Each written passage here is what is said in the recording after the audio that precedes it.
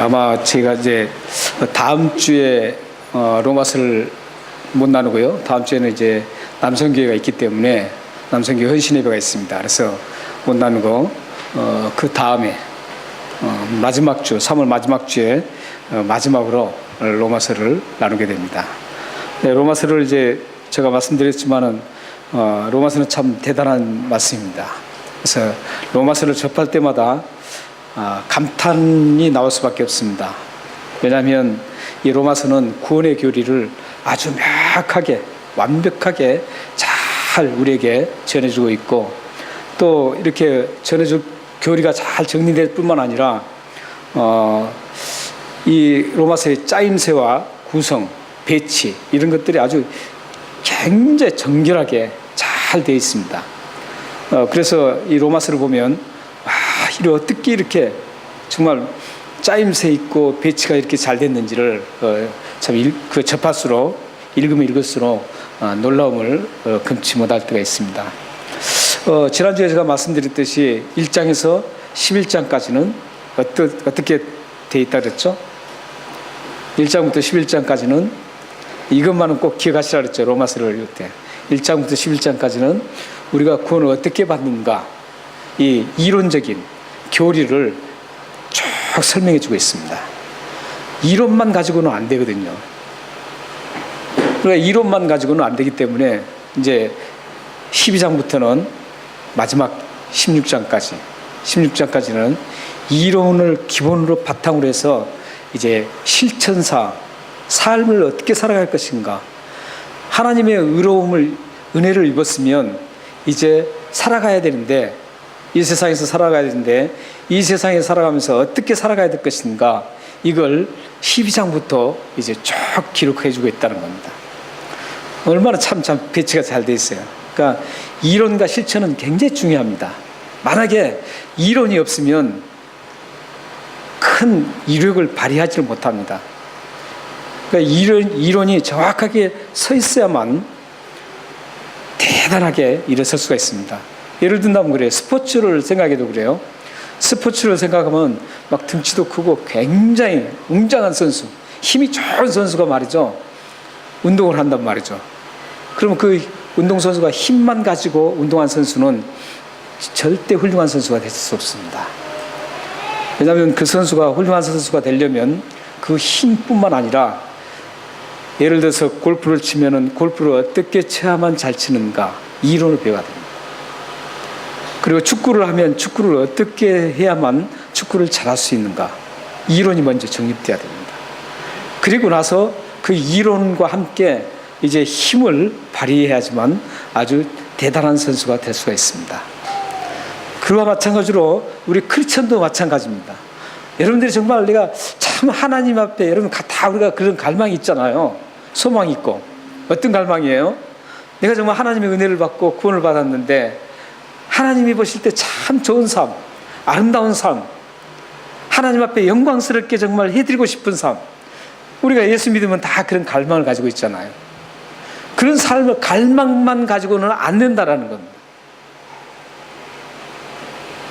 그렇게 갈망하면서 이렇게 한번 살아봐야지 하면서 막 열심히 살아봐요. 그런데 잘 안 돼요. 조금 살다 보면 금세 허물어져요. 마음이 변하고 하기 싫어지고 이런 일이 일어나는 겁니다. 왜 그럴까요? 성경에 정확한 어떻게 살아야 될지, 또 우리를 하나님이 얼마나 사랑하시는지, 예수 그리스도께서 우리를 위해서 어떻게 하셨는지, 그런 모든 어떤 방법을 정확하게 잘 알아야 합니다. 이론적으로 이 성경 말씀을 잘 알고 있어야 돼요. 이 성경 말씀을 이론적으로 잘 깨뚫고 있어야만 우리가 살아갈 때 탄력을 붙여서 좋은 믿음의 거장들로 살아갈 수가 있습니다. 하나님의 영광을 크게 드러내는 그런 삶을 살아갈 수 있고, 또 하나님의 위대하신 이름을 드러내는데 여러분들 가정과 자녀들과 여러분 삶이 이루어질 수 있습니다. 여러분들 열정만 가지고는 안 된다는 거예요. 근데 한국교회는 이 열정 하나로 막 밀어붙였다는 거예요. 그러니까 결과가 지금 열매가 부실하게 맺은 거예요. 정확하게 말씀을 잘 가르쳐 놓고 그 다음에 이 말씀이 이렇게 얘기했으니까 이렇게 살아가야 됩니다. 하나님이 여러분을 얼마만큼 이렇게 사랑하고 여러분들에게 얼마만큼 이렇게 하나님은 여러분이 이런 삶을 살기를 원하시는지 이걸 잘 가르쳐 놓으면, 그리고 살아갈 방법을, 삶의 방법을 가르쳐 놓으면 그 말씀의 토대에서 잘 성장해서 대단한 크리스천들로 살아갈 수 있습니다. 여러분들, 우리 기독교사에 아주 빛나는 인물들 있잖아요. 그분들 생애를 쭉 한번 보세요. 예를 든다면 무디 선생님 같은 경우도 그래요. 무디 선생님 같은 경우도 여러분들은 어떤 분들은 그렇게 막 굉장히 막 열정적인 그런 분으로만 생각해요. 그러나 무디는 정말 성경의 사람이었습니다. 하나님의 말씀을 깊이 묵상하고 그 말씀을 잘 알았던 분입니다. 그래서 그렇게 위대하게 펼칠 수가 있었죠. 그러니까 하나님 말씀을 깊이 알면 열정은 자연스럽게 살아나는 거죠. 여러분들 이제 그 교회에서 많이 쉽게 볼 수 있잖아요.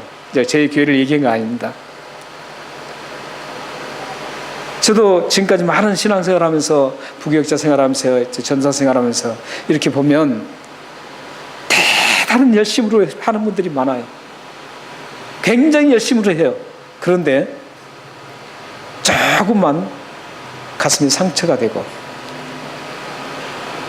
조금만 나에게 무슨 말이 안 좋은 말이 들리면 금세 그 열정과 함께 그 삶, 열심히 했던 그 모습, 아름다운 모습까지도 연기처럼 사라진 것을 어렵지 않게 볼 수 있습니다. 그 이유가 성경 말씀을 바르게 잘 알아야 된다는 것. 이단들이 성경 말씀을 바르게 모르기 때문에 그렇게 가정들을 파탄내면서까지 그렇게 열심을 내게 만드는 겁니다. 그래서 우리는 이 이론과 이 하나님 말씀을 잘 아는 것과 하나님 말씀을 실천한 부분, 이 부분을 놓고 여러분들 부단히 연구하고 깊이 묵상해야 합니다.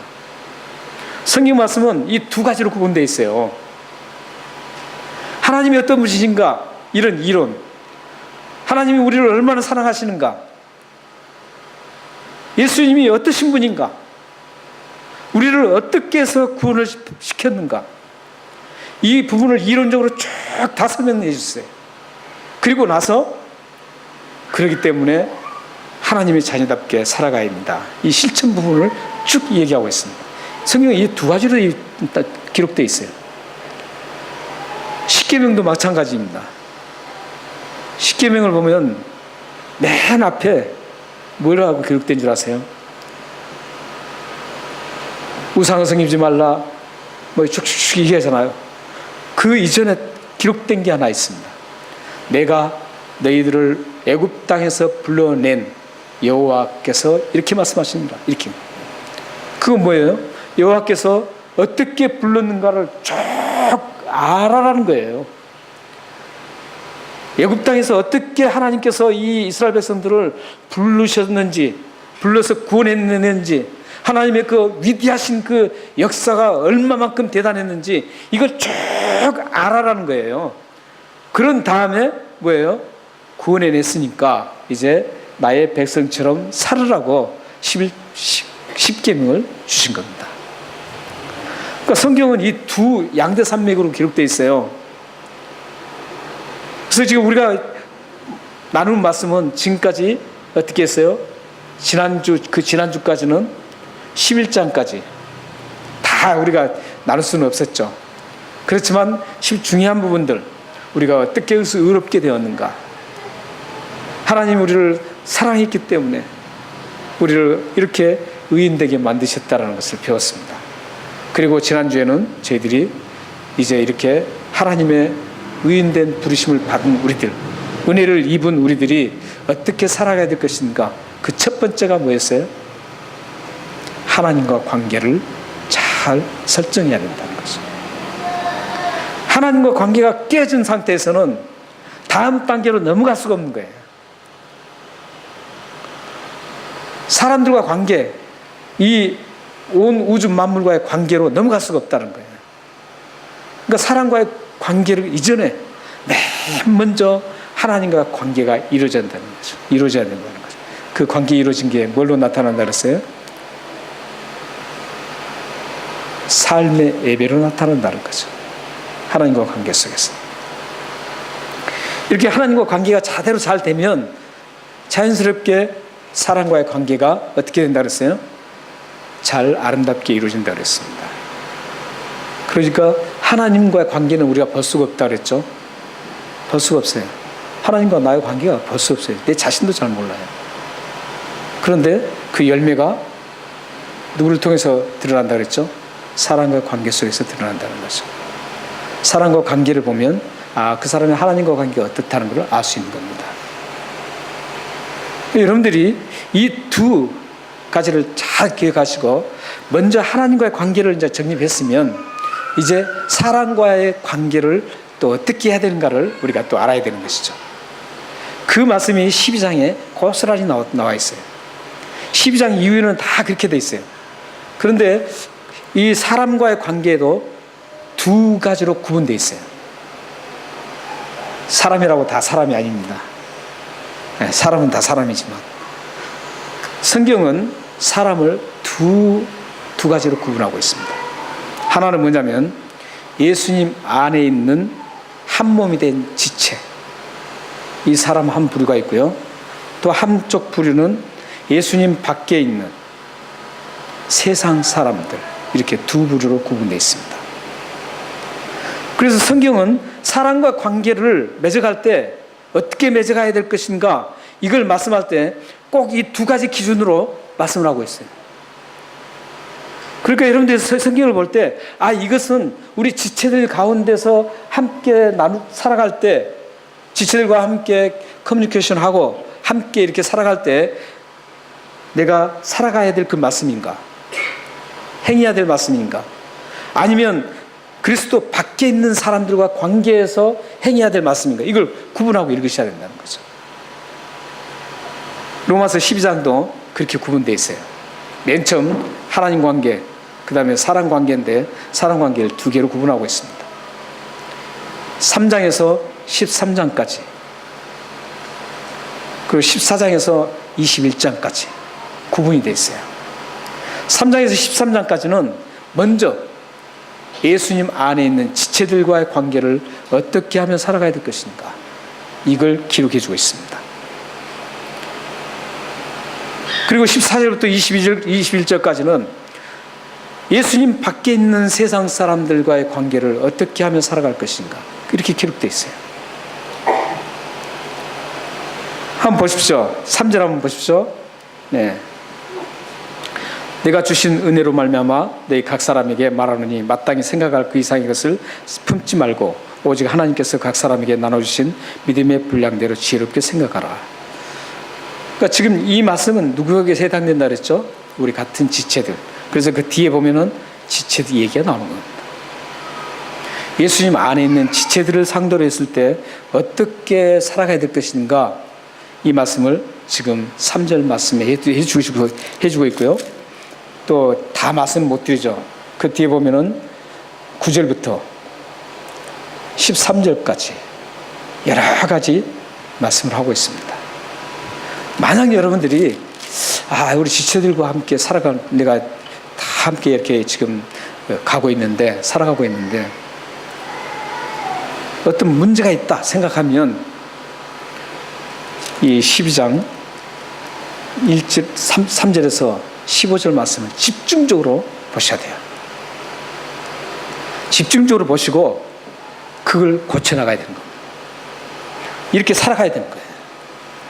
그러면 지체들과 관계가 원만하게 쫙 풀리는 겁니다.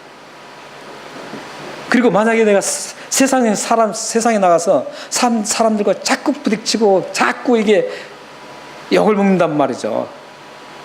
저 사람이 예수 믿는 사람이냐고, 이렇게 했을 때는 14절에서 21절 말씀을 집중적으로 연구하시고 보셔야 돼요. 만약에 여러분들이 이게 보시면서 궁금한 거 있으면 이게 무슨 말씀인가 하는 거 있으면 저한테 말씀하시면 제가 아는 데까지 말씀드리겠습니다. 오늘 우리가 보고자 하는 말씀은 두 부류의 사람들 중에 첫 번째 다루어 주는 것. 이 첫 번째 다루어 준다는 것은 이 지체가 얼마나 중요하다는 것을 알 수 있습니다. 어쩌면 세상 사람들보다 더 중요하다는 거예요. 물론 다 중요하지만 우리 같은 그리스도의 안에 있는 지체로서 먼저 우리가 생각해야 될 사람이다라는 거죠. 먼저 이 사람들에게 관심을 가져야 된다는 거예요.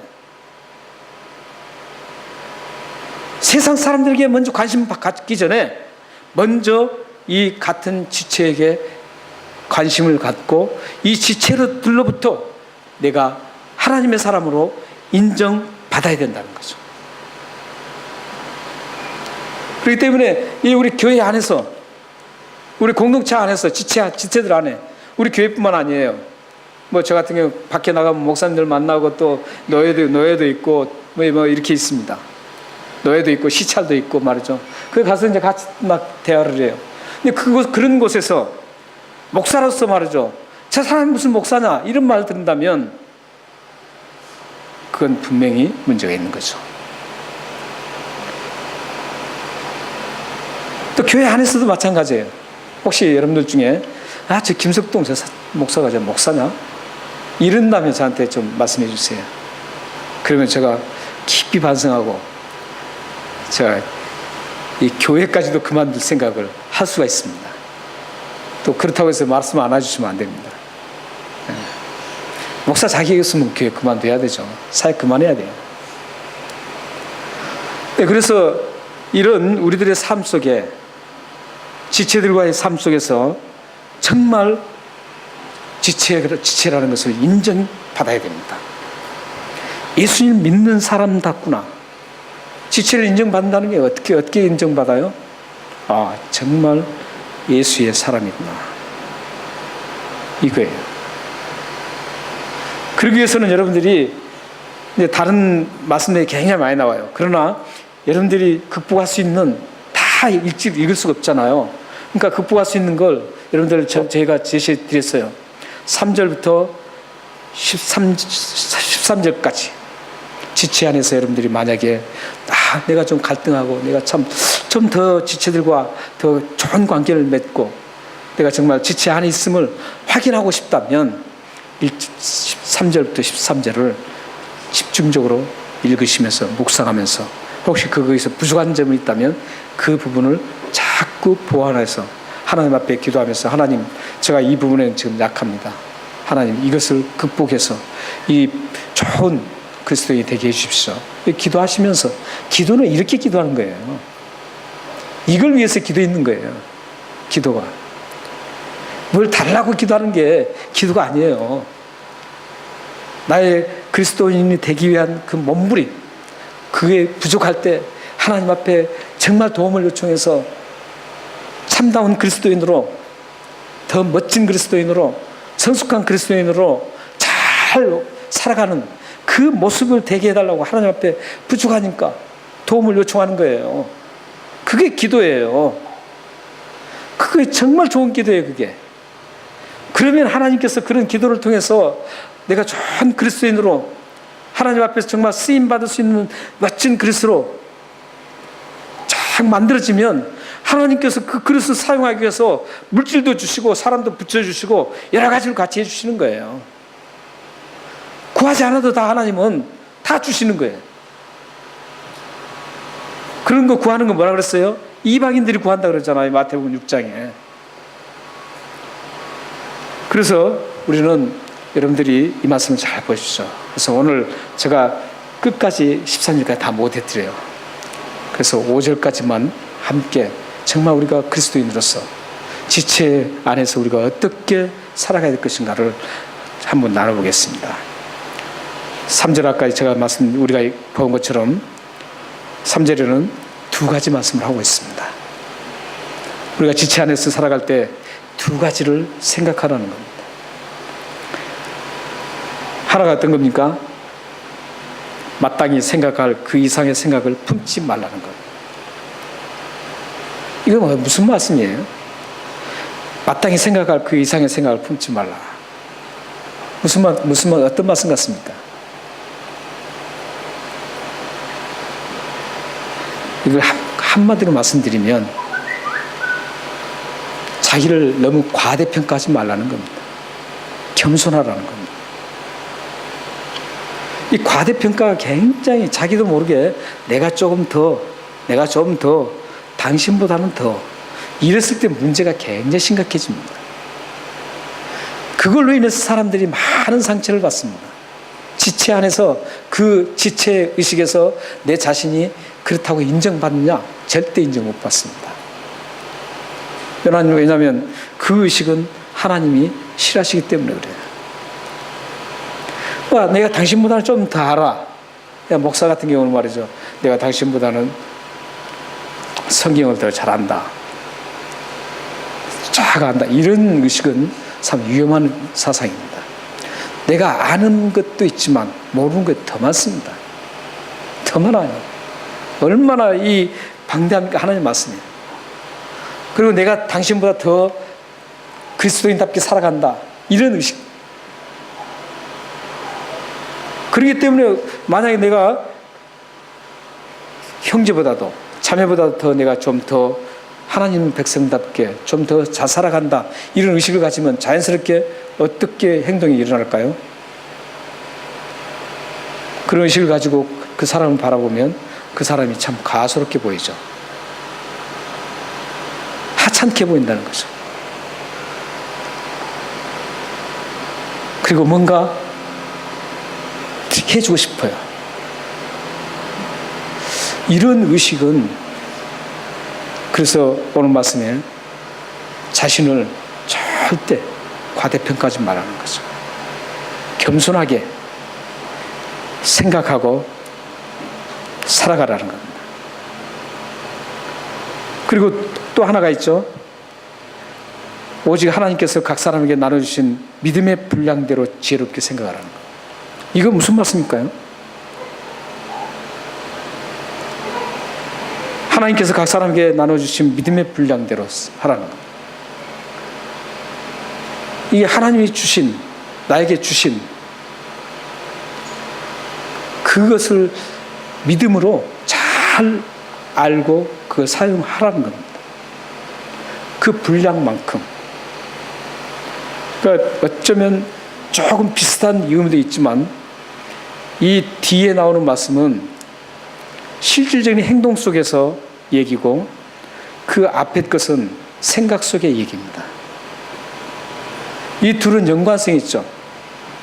그렇게 생각을 하면 자연스럽게 행동으로도 그렇게 나타나는 거죠. 그러므로 우리가 정말 하나님이 주시는 것은 하나님께서 우리들에게 주신 건 지체들을 다 지체를 주시는 거예요. 우리 한 몸 된 우리 모든 지체들에게 하나님께서 다 주셨어요. 예수님만 믿으면, 영접하면 하나님께서는 다 주셨어요. 근데 여러분들이 몰라서 그런 거죠. 다 주셨어요. 주셨는데 그 주신 건 하나님께서 알아서 주시는 거예요. 이걸 은사라 그러죠. 은사는 하나님께서 알아서 주시는 거예요. 내가 구해서 내가 이거 좀 필요하니까 주십시오 해서 주시는 게 아니에요. 왜냐하면 하나님은 우리 모든 교회 몸이라 그랬잖아요. 몸으로 비해 지체라. 한 몸이라 그랬어요. 오늘 이따 45절 보면 한 몸이에요.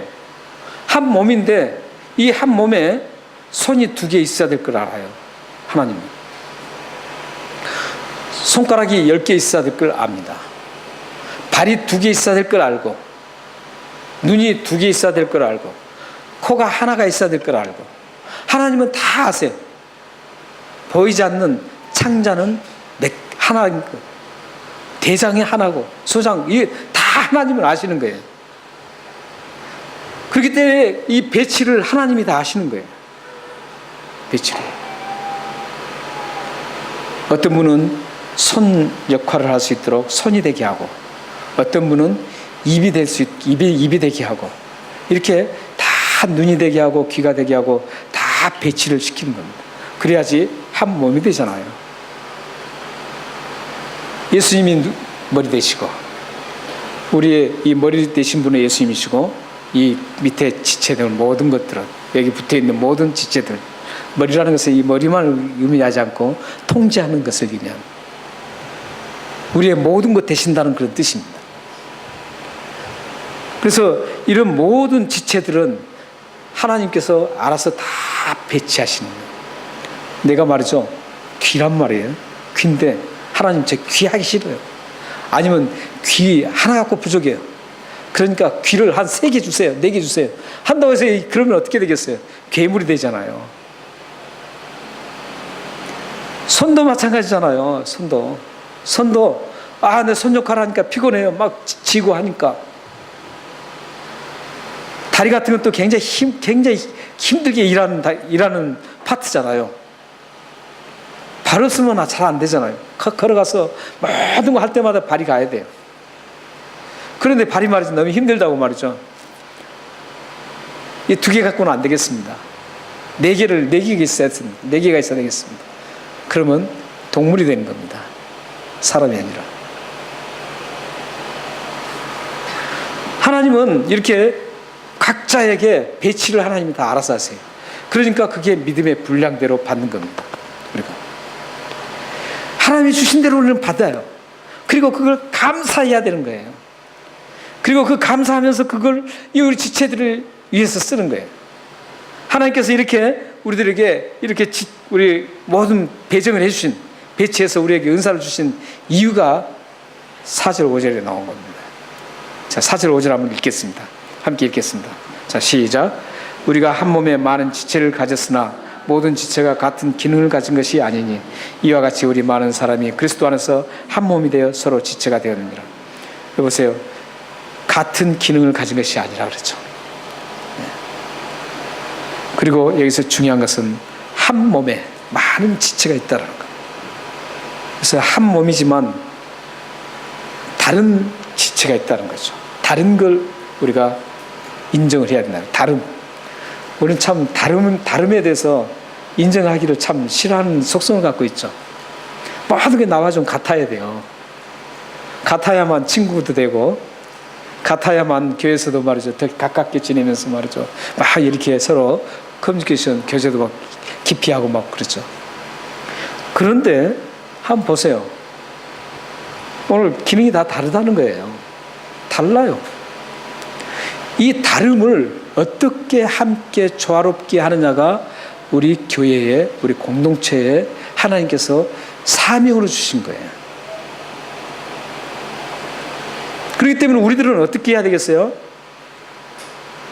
조금 부족하다고 해서 말이죠, 부족하나 이 사람 형편없구만, 이래서는 안 된다는 거죠. 그 부족한 분을 위해서 기도해 주면서 그분이 부족한 것을 극복하고 잘 세워줄 수 있도록 함께 부단히도 같이 해줘야 된다는 거죠. 저 사람 부족하니까 나하고는 차이가 달라, 나하고는 할 수가 없어 하고 이렇게 제껴두는 게 아니라 그 부족한 부분을 부단히도 채워줘야 되는 거죠. 이걸 지금 위해서, 그런 사명을 위해서 우리에게 하나님께서 지금 3절에 우리에게 그런 믿음의 분량대로 우리에게 주셨다라는 겁니다. 이 한 몸이라는 게 참 중요합니다. 한 몸이 된 지체라는 게 얼마나 중요한지 아세요? 한 몸이라는 것은, 한 몸 된 지체라는 것은 세상 사람들과 지체를 구분하는 포인트입니다. 우리가 한 몸이 다 되었다는 것은 어떤 뜻이에요? 예수 그리스도 안에 있다는 뜻이고, 한 몸 안에 있지 않다는 것은 예수 그리스도 밖에 있는 세상 사람이라는 겁니다. 한 몸이라는 게 굉장히 중요합니다. 심각한 말씀을 하나 해드릴까요? 여러분의 형제와 여러분의 부모와 자녀 사이도 한 몸 안에 안 있으면 누구예요? 세상 사람 중에 한 사람입니다. 심각하죠.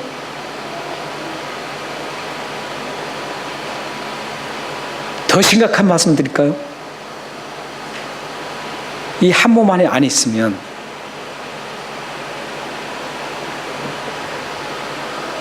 나눠지고 싶지 않고 떨어지고 싶지 않아도 다음에 꼭 나눠줘야 됩니다. 영원히 나눠줘야 됩니다. 한순간만 떨어지는 게 아니라 영원히 떨어지는 거예요. 얼마나 심각합니까? 만약에 여러분 자녀가, 여러분의 형제가, 여러분의 부모가, 부모님이 한 몸에 붙어 있지 않다면 이 세상 끝나는 날 영원히 떨어져야 됩니다. 대단히 심각하죠. 한 몸이라는 게 그만큼 중요합니다. 한 몸 안에 여러분들이 지체로 붙어 있다는 것이 얼마나 대단한 건지 모릅니다. 우리는 지금 이렇게 앉아 있어서 따로따로 같지만요, 아니라는 거예요. 예수님이 십자가에 주신 그 그리스도의 피로 우리가 이렇게 한 몸이 되어서 한 지체로 이루어져서 우리는 뗄래야 뗄 수가 없는 겁니다. 만약에 이 팔이 말이죠, 좋지 않다고 잘라버릴 사람이 어디 있어요?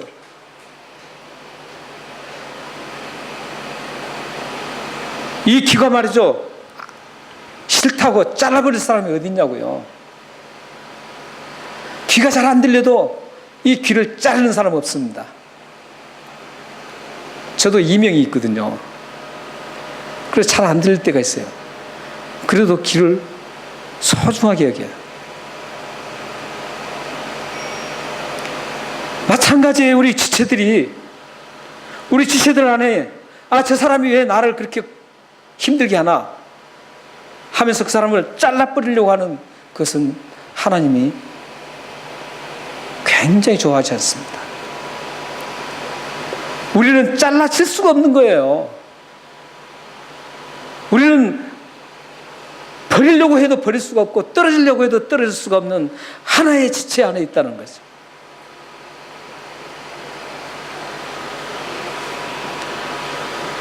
우리 여러분들에게 하나님께서는 여러분들에게 그 주신 은혜와 은사들을 주신 이유가 이런 지체들, 이 소중한 지체들을 위해서 주셨다는 거죠.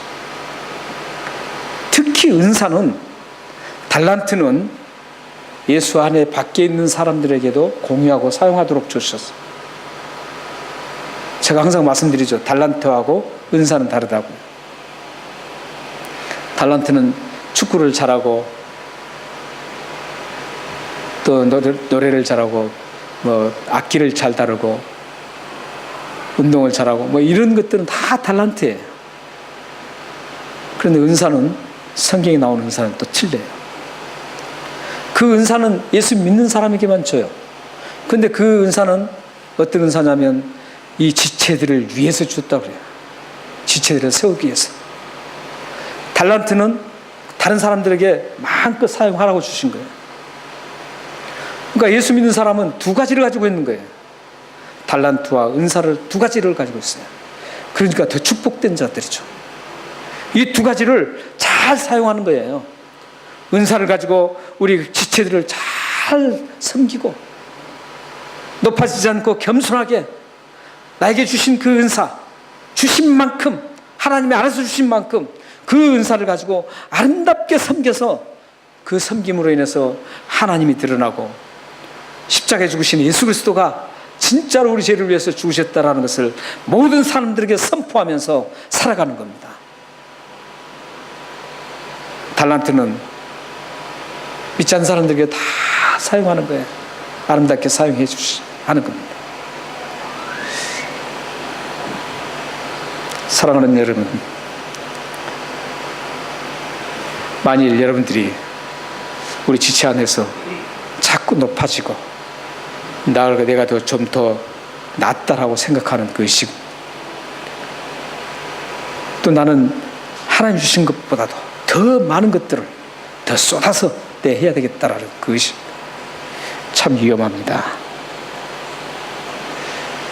만약에 그런 의식을 가지고 계속 가면 이 지체들이 상처를 받습니다. 그리고 아파합니다. 예를 든다면 그래요. 제가 만약에 이 새끼손가락이 말이죠, 참에서 찔려서 덫이 났다고 생각해 보세요. 실질적으로 그런 경험이 있었어요. 아마 많은 분들이 손가락이나 발가락 그런 경험을 하셨을 거예요. 덫이 나서 말이죠, 쓰리고 막 쑤시고 아릴 때가 있잖아요. 그때 말이죠, 이 새끼손가락만 잠 못 자나요?